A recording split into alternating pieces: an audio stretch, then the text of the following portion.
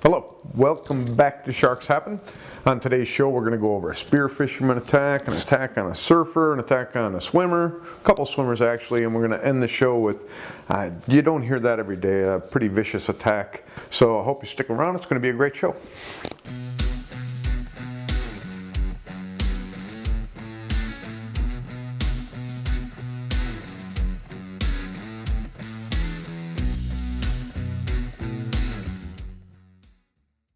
Okay, we're going to start out the show. We're going to go off of Wipeout Beach to a spot known as Children's Pool, which is in California. The date is June 6th of 2011.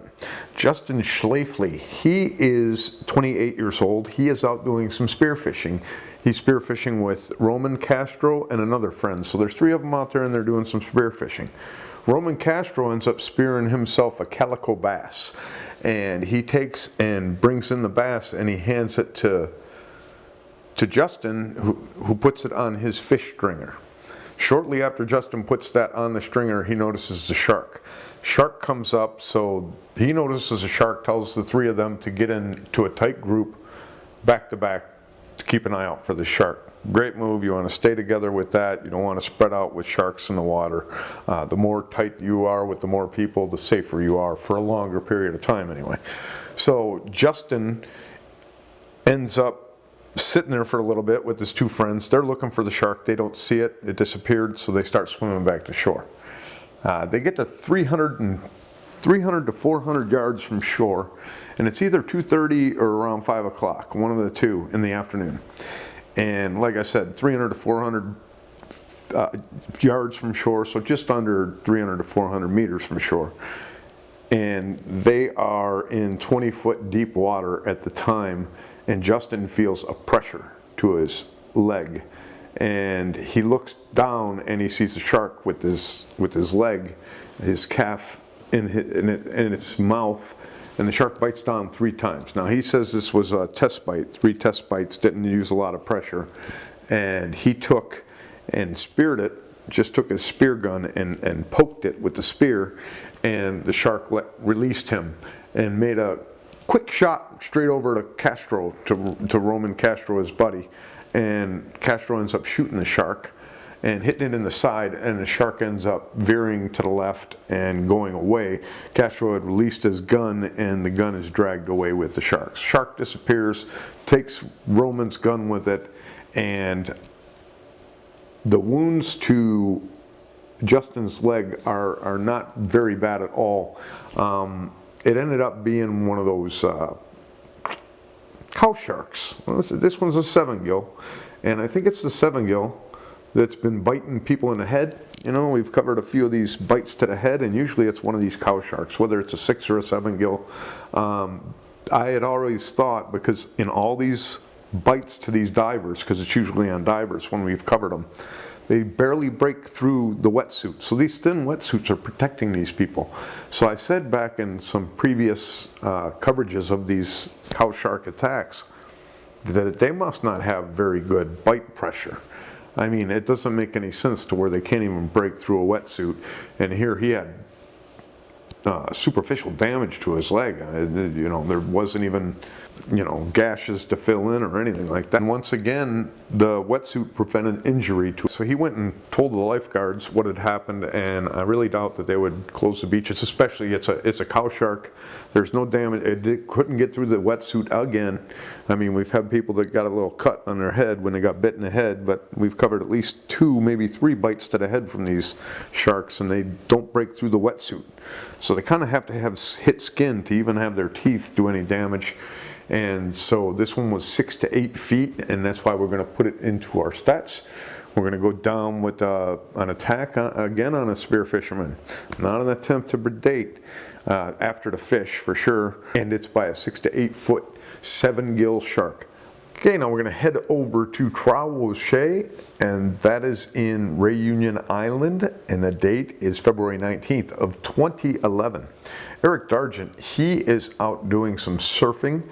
It's in the evening. It's about 6:30 p.m. and dusk is probably hitting because sundown is 7:30. So it's an hour before sundown, and he's got himself 30 yards offshore, and he is surfing. He is on his board. He's hanging onto his board, and he says that all of a sudden he's behind the breakers, and there's a lot of other surfers, but all of those surfers are not near him.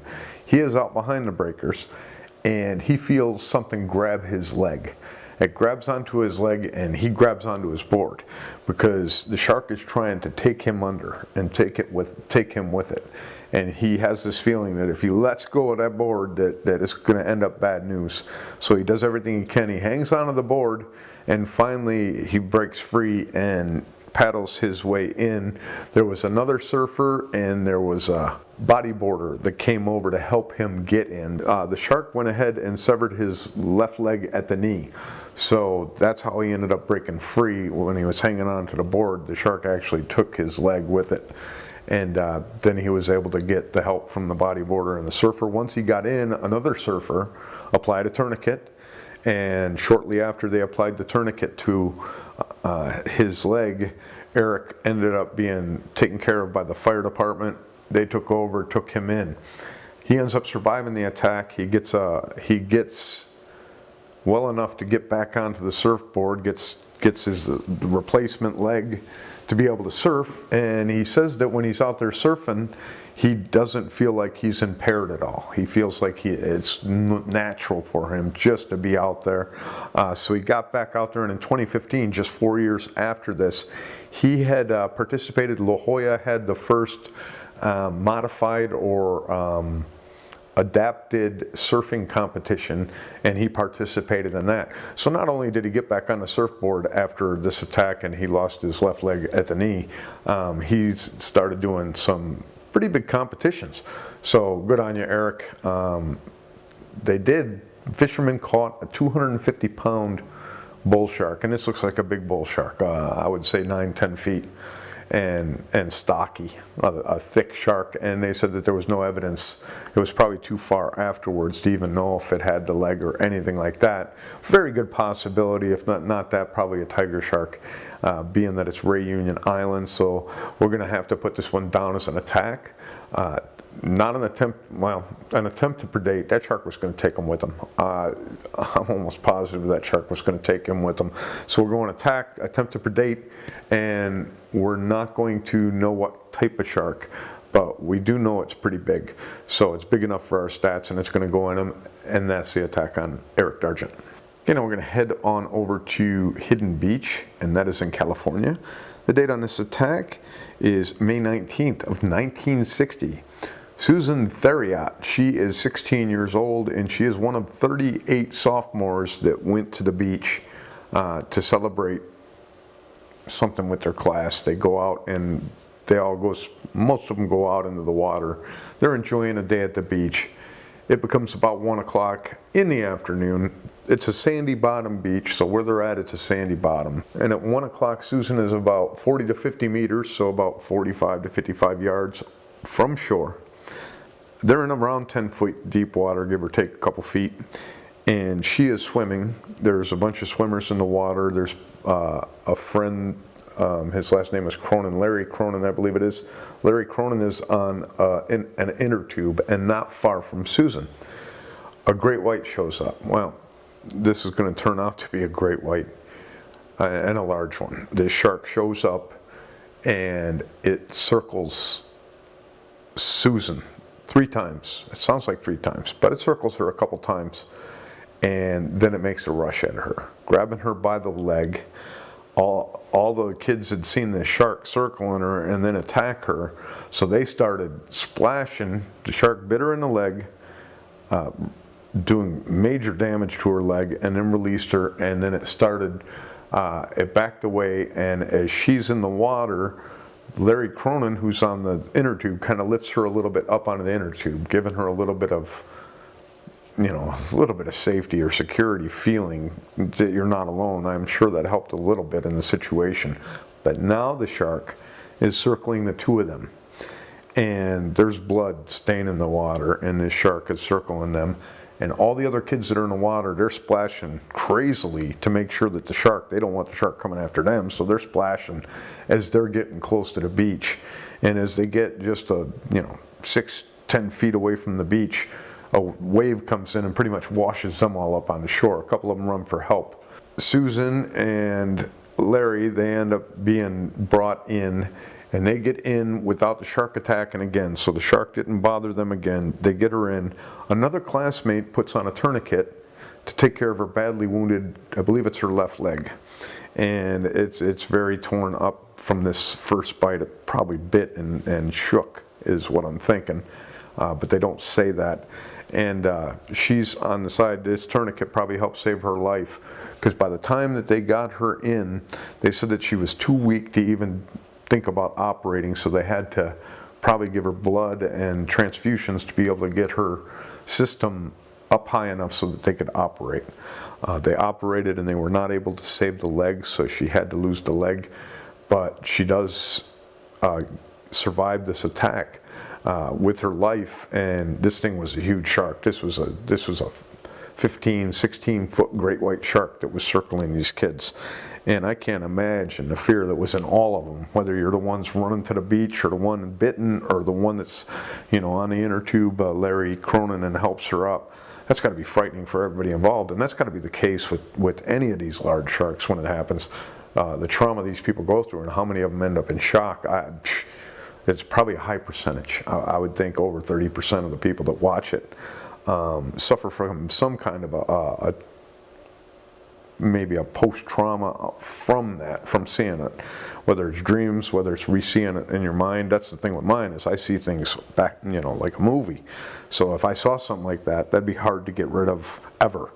So, a crazy attack to where the shark did circle. This one will go down with the circled shark, but it circled her and the survivor too. So it not only circled her before attacking, it circled afterwards. And that's when I said, when those great whites circle afterwards, you need to start worrying, because it's still making that decision. It's kind of like the great whites in the drone footage sitting there watching the people making up a decision. Same thing's going on when it's circling. So it's not always going to come in and get you, but if it's circling, it isn't doing what it normally does and just leave.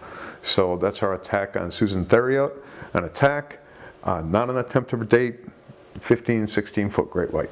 Okay, now we're going to quickly head over to a beach. We don't know which beach, and it's over in New South Wales, Australia. And the date on this is March 2nd of 2000. Jack Dasey, he is an elderly male, and he was bitten in the leg. We don't know. We know he survived. We don't know what the bite ended up happening, how it ended up happening. We don't know the size of the shark. We don't even know the damage to the leg. And the odd thing is we know the guy's name. So commenters have brought up in comments about how they ran into somebody that witnessed one of these attacks. Actually ran into the kid that was in the water with Vonda Perry, and talked about how he wouldn't talk about it even 50 years, 40 years later, wouldn't talk about it. And I think that's the case with a lot of these, especially with victims like this. And this might not be a big deal, and it might be a little shark, and he might have had to go in and get stitches, and may not just want any publicity over it. We never know on that kind of a situation.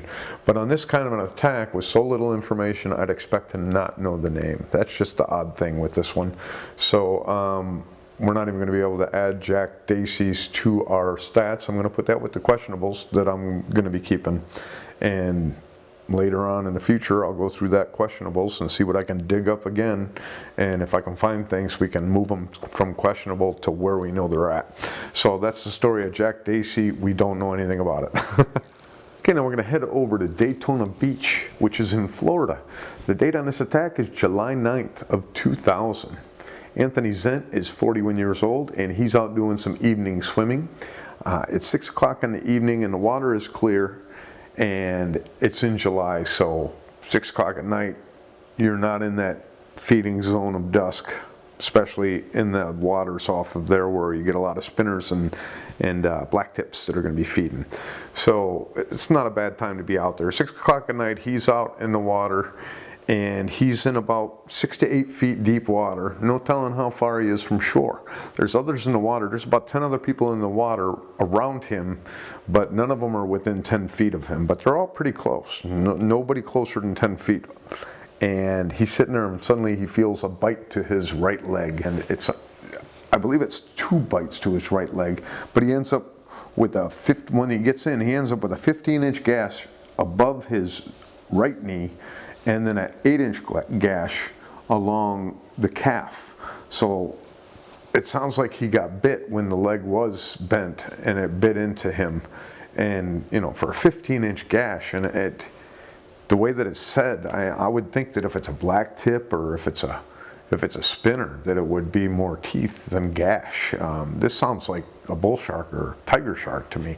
It definitely doesn't sound like, you know, the usual shark that's over there biting the people, because I don't think that they're into biting and trying to tear anything off. Once they bite you, like I said, they're accidents. So these sharks aren't going to go through with an attack over there, at least these black tips and spinners, because they're after fish. But, you know, it doesn't sound like the normal attack over there.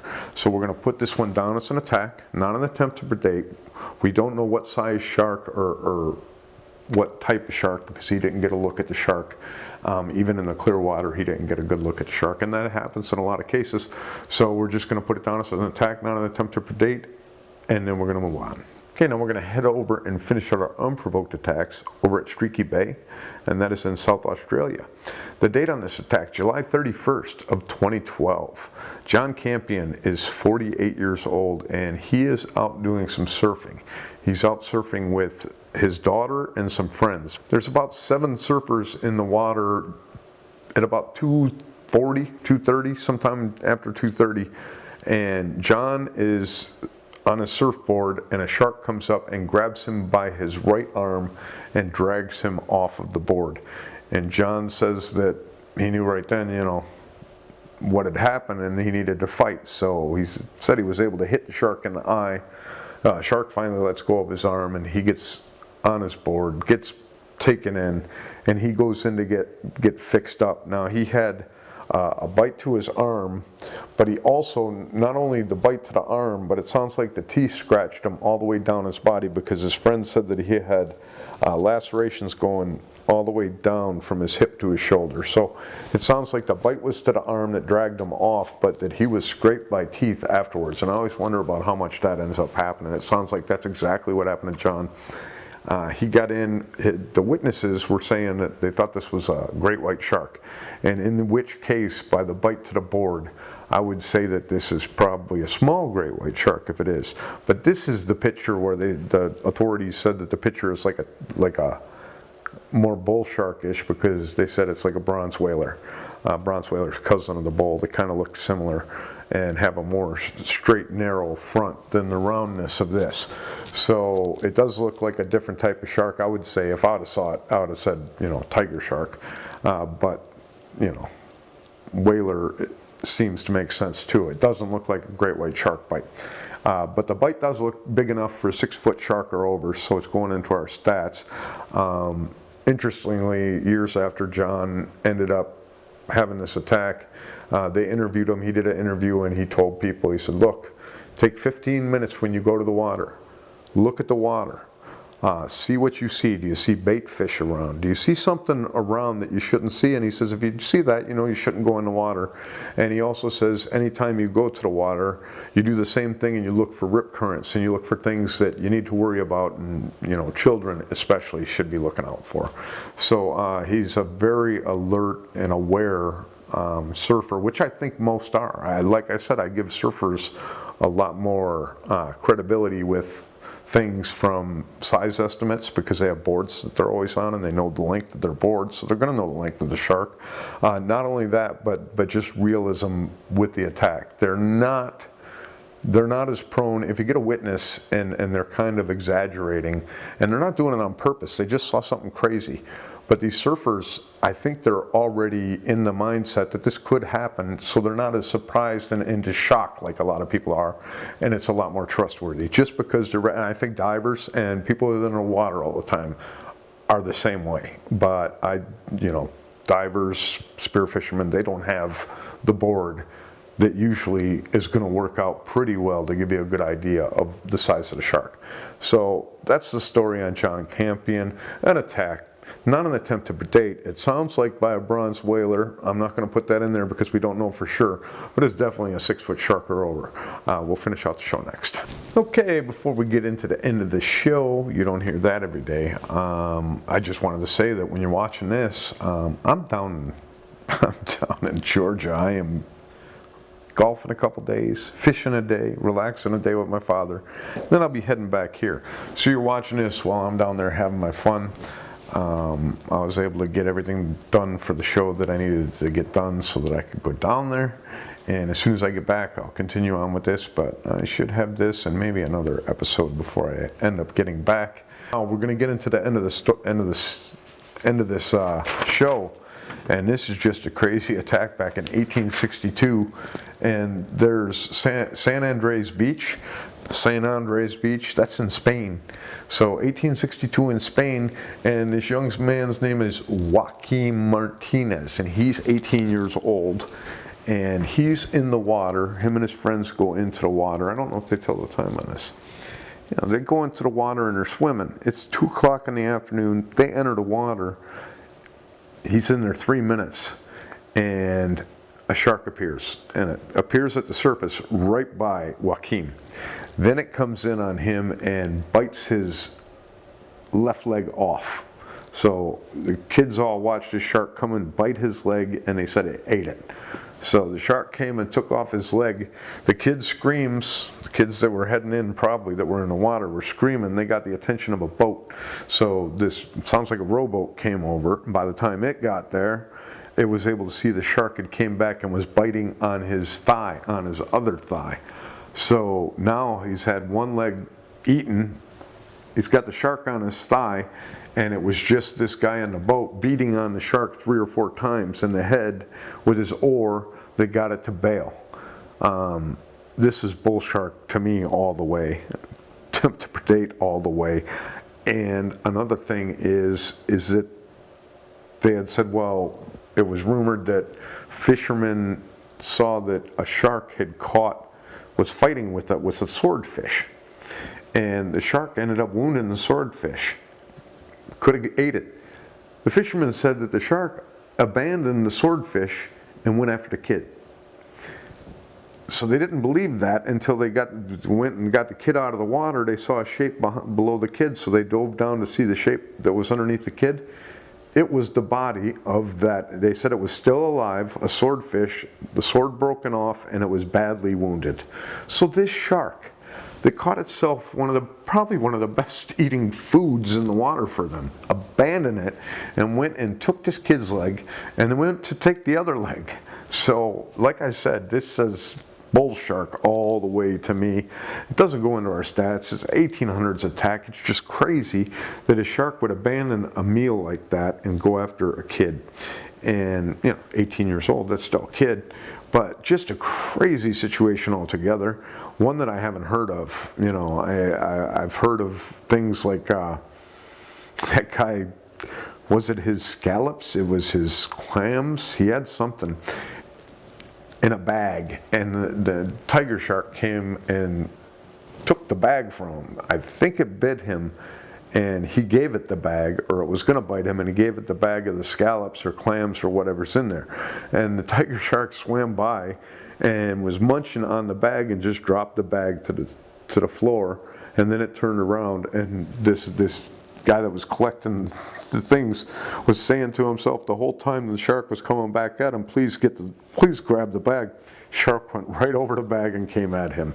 That was a tiger shark, which I can understand. I mean, it's a bag of some kind of a shellfish. It can't be as good as a huge, I'm assuming a huge swordfish, unless it's a smaller one, but still, that's got to be a better meal than a leg with all that bone. So that's the show for today. I hope you enjoyed it. I hope you enjoyed the episodes that are coming up, and as soon as I get back, I should be back, I think, on the 4th or 5th of next month, and then by the 6th, I'll be back to hopefully every day or every other day posting. I have as much fun with this, doing a ton of videos. as you all probably do watching it, and that's what I like to do. And the good thing about this show is I can do as many of them as I want. And I got another new series that we're going to start up, and I think you'll enjoy that too. So until next time, if you go into that water, you are much more afraid of those sharks than they are of you.